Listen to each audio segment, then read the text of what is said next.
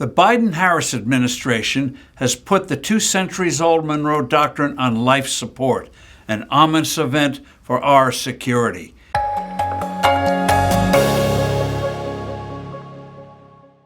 Hello, I'm Steve Forbes, and this is What's Ahead, where you get the insights you need to better navigate these turbulent times. In 1823, in his annual address to Congress, President James Monroe enunciated a bedrock principle of American foreign policy. It warned other powers not to interfere in the affairs of the Western Hemisphere, that a political or military intervention would be viewed as a potential hostile act against the United States. The Monroe Doctrine was prompted by concerns that certain European powers, primarily France, Russia, and Spain, were attempting to colonize or recolonize parts of the Americas.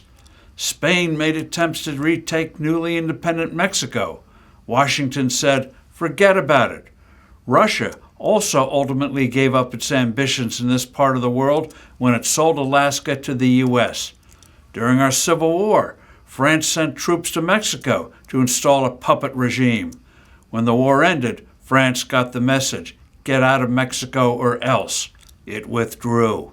In 1962, we nearly had a nuclear war with the Soviet Union when Moscow attempted to install nuclear missiles in Cuba. The Kremlin backed down. Today, however, the Monroe Doctrine is becoming a dead letter to our peril. China, Russia, and even Iran are on the march, making ever more brazen moves in the Americas.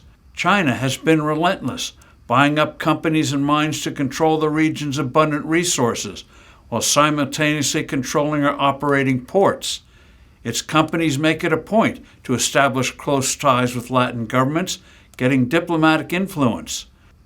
Brazil, for instance, has just blatantly blocked X, formerly Twitter. China has already made itself the biggest trading partner for most South American nations. Beijing's biggest project is a massive port it is constructing in Peru. Its goal here is making it the region's chief global gateway to global markets, especially in Asia, as well as receiving Chinese products like EVs for sale in the area. The port, of course, could easily become a Chinese naval base. The other ports China controls will facilitate a growing Chinese naval presence in this part of the world.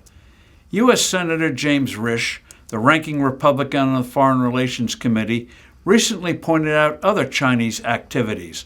Quote, "China buys land in Latin America, builds sensitive military sites, and then declares the land off limits to the government where it is located.